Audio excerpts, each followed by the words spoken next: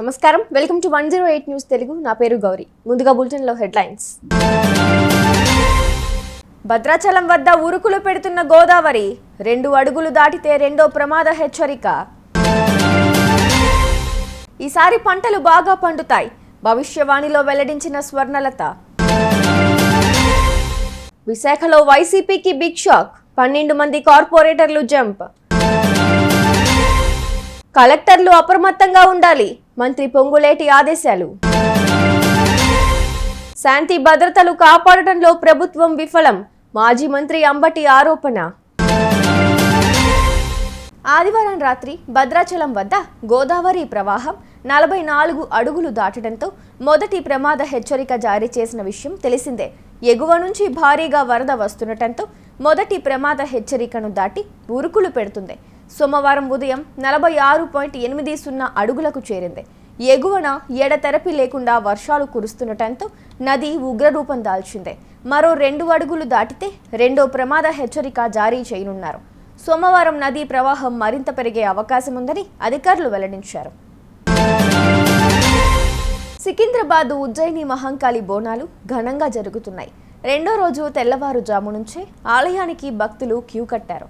వడి బియ్యం, చీరా సారెలతో భక్తులు అమ్మవారికి మొక్కులు సమర్పించుకున్నారు. పచ్చి కుండపై నిలబడి మాతంగి స్వర్ణలత భవిష్యవాణి వినిపించారు. నాకు సంతోషంగా ఉందన్నారు. నాకు కావలసిన పూజలన్నీ అందిస్తున్నారని తెలిపారు. బాలికలు, యువతలు, మహిళలు ఇలా ఎవరు బోనం సమర్పించినా స్వీకరిస్తానని పేర్కొన్నారు. ఈసారి పంటలు బాగా పండుతాయని, వర్షాలు సమృద్ధిగా కురుస్తాయని చెప్పారు. నా కోసం ఏమి తెచ్చినా ఆనందంగా తీసుకుంటానని స్వర్ణలత భవిష్యవాణిలో తెలిపారు. ఈ కార్యక్రమంలో మంత్రి పొన్నం ప్రభాకర్, సిఎస్ శాంతికుమారి, పెద్ద సంఖ్యలో భక్తులు పాల్గొన్నారు. ఎవరు సమర్పించాలనేది ఒక చిన్న తెలియని విషయం తల్లి, నీ ముఖ తరహా తెలియజేస్తే ఆనందపడతావు. బోనాలు ఏ బోనమైనా పర్వాలేదు, మామూలు బోనమైనా, మట్టి బోనమైనా, స్వర్ణ బోనమైనా గాని,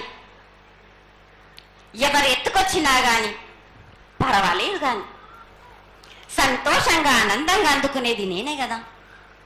చాలా సంతోషం. వీళ్ళు వాళ్ళు చేయాలని ఎటువంటి సందేహాలు మాత్రకు పెట్టుకోకండి బాలక.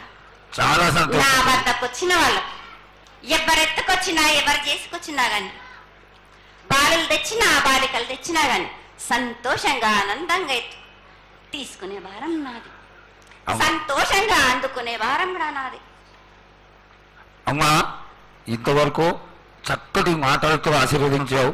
అలాగే ప్రకృతికరమైనటువంటి గాలులు ఏ విధంగా కొడతాయి, ఎండలు ఏ విధంగా కాస్తాయి, కాడి పంటలని సస్యశ్యామలంగా ఉండటం కోసం ఎలా ఆశీర్వదిస్తావు, తదనంతరం ఆది వ్యాధులతో బాధపడుతున్న వాళ్ళందరినీ ఎలా ఆశీర్వదిస్తావు, ఈ యొక్క చక్కటి మాటలను నీ ముఖం ద్వారా తెలియజేయతల్లి. కోరినన్ని వర్షాలు ఉన్నాయి మీకు, పాడి పంటలు కూడా సమృద్ధిగానే ఉన్నాయి మీకు, ఎటువంటి లోటు లేదు మీకు. కానీ మీరు మాత్రం ఆనందంగా సంతోషంగా ఉండండి. ఎటువంటి అనుమానాలు పెట్టుకోకండి. నన్ను నమ్మిన వాళ్లకు నేను తప్పకుండా మీ కోరికలు తీర్చడానికి ఉన్నాను. వర్షాలు మీకు కోరినన్ని వర్షాలు ఉన్నాయి. మీకు ఎంత కోరుకుంటే అంత విధంగా ఉన్నాయి, కానీ అంతకు మించి మీరు కోరుకోకండి. రాష్ట్రంలో అతిపెద్ద నగరం విశాఖలో వైసీపీకి గట్టి ఎదురుదెబ్బ తగిలింది. మహానగర పాలక సంస్థలో 12 మంది వైసీపీ కార్పొరేటర్లు టీడీపీ, జనసేనల్లో చేరారు. ఆదివారం టీడీపీ కార్యాలయంలో ఆ పార్టీ రాష్ట్ర అధ్యక్షుడు పల్లా శ్రీనివాసరావు, విశాఖ ఎంపీ శ్రీభారత్, ఎమ్మెల్యేలు గంటా శ్రీనివాసరావు, వెలగపూడి రామకృష్ణబాబు, జనసేన ఎమ్మెల్యే వంశీకృష్ణ శ్రీనివాస్ తదితరుల సమక్షంలో వారు టీడీపీ, జనసేన తీర్థం పుచ్చుకున్నారు. 7 వైసీపీ కార్పొరేటర్లు టీడీపీలో చేరగా మరో 5 కార్పొరేటర్లు జనసేనలో చేరారు. రాష్ట్రంలో విస్తృతంగా కురుస్తున్న వర్షాల నేపథ్యంలో అన్ని జిల్లాల కలెక్టర్లు అప్రమత్తంగా ఉండాలని రెవెన్యూ మంత్రి పొంగులేటి శ్రీనివాసరెడ్డి ఆదేశించారు. పునరావాస చర్యల్లో నిమగ్నమై ప్రజలకు ఎలాంటి ఇబ్బందులు లేకుండా జాగ్రత్తలు తీసుకోవాలని అధికారులకు సూచించారు. కలెక్టరేట్లలో కంట్రోల్ రూమ్లను ఏర్పాటు చేయాలని తెలిపారు. గోదావరి ఉధృతి వల్ల అక్కడి పరివాహక ప్రాంతాల ప్రజలకు ఎలాంటి ప్రాణ ఆస్తి నష్టం జరగకుండా రెస్క్యూ టీంలు, ఎన్డీఆర్ఎఫ్ బృందాలను వినియోగించాలని సూచించారు. ప్రభుత్వం వైఫల్యాలను కప్పిపుచ్చుకోవడానికి ముఖ్యమంత్రి చంద్రబాబు నాయుడు శాంతి భద్రతలపై శ్వేతపత్రం విడుదలను వాయిదా వేసుకున్నారని మాజీ మంత్రి అంబటి రాంబాబు ఆరోపించారు. తాడేపల్లి వైసీపీ కార్యాలయంలో ఆయన మీడియాతో మాట్లాడుతూ కొన్ని బయట మరికొన్ని శాసనసభలు శ్వేతపత్రాలు ఎందుకు విడుదల చేస్తున్నారని విమర్శించారు. రాష్ట్రంలో శాంతి భద్రతలు కాపాడటంలో ప్రభుత్వం ఘోరంగా విఫలమైందని అంబటి ఆరోపించారు. పల్నాడు జిల్లా వినుకొండలో రషీద్ అనే వైసీపీ కార్యకర్తను దారుణ హత్య చేశారని ఆరోపించారు. రషీద్ హత్య వ్యక్తిగత గొడవలైతే స్థానిక ఎంపీ, ఎమ్మెల్యేలు ఎందుకు పరామర్శించలేదని ప్రశ్నించారు. అయితే చిత్రమైన విషయం ఏంటంటే మొన్న 17వ తారీఖున, ఈ నెల 17వ తారీఖున శాంతి భద్రతల మీద ఆయన ఒక శ్వేతపత్రాన్ని విడుదల చేయాలని అనుకున్నారు, ప్రకటించారు. ప్రకటించిన తర్వాత ఆ శ్వేతపత్ర విడుదలని వాయిదా వేసుకున్నారు. ఇక్కడ నేను చాలా సూటిగా ప్రశ్నిస్తున్నా, ఎందుకు వాయిదా వేసుకున్నారు అని అడుగుతా ఉన్నా. ఎందుకు వాయిదా వేసుకున్నారో నేను ప్రత్యేకంగా చెప్పాల్సిన అవసరం లేదు.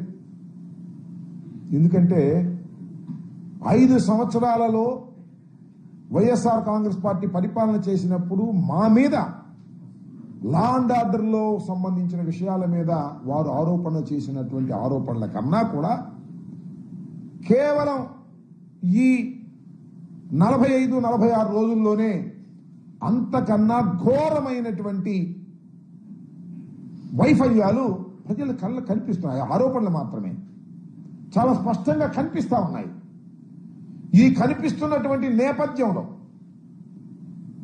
శ్వేతపత్రం రిలీజ్ చేస్తే ప్రజలు దాన్ని రిసీవ్ చేసుకోలేరనే ఉద్దేశంతో శ్వేతపత్రాన్ని రిలీజ్ చేయకోకుండా పారిపోయేటటువంటి పరిస్థితి చంద్రబాబు నాయుడు గారికి కలిగింది. ఆయన అంతరాత్మ అంగీకరించలా. నేను ఈ పరిస్థితుల్లో శ్వేతపత్రం 5 సంవత్సరాలు మీరు ఘోరాలు చేశారు, పాపాలు చేశారు, నేరాలు చేశారు అని నేను చెప్తే ప్రజలు మీరేం చేశారు ఈ నెల 15 రోజుల్లోనో ఈ 46 రోజుల్లోనో మీరేం చేశారని ప్రశ్నిస్తారనేటువంటి భయంతో ఆయన ఇప్పుడు ఏం చెబుతుందంటే అసెంబ్లీలో మేము శ్వేతపత్రం రిలీజ్ చేస్తాం. మరి అన్ని అసెంబ్లీలు చేయొచ్చుగా, ఇక్కడ ఎందుకు చేయలేదు? ఆ నేపథ్యం అలా ఉందని ఈ సందర్భంగా నేను మనవి చేస్తున్నాను. చూశారుగా, ఇవి ఇవాల్టి బులెటిన్ అప్డేట్స్. మరో బులెటిన్తో మళ్ళీ మీ ముందుకు వస్తాను. అంతవరకు కీప్ వాచింగ్ 108 న్యూస్ తెలుగు.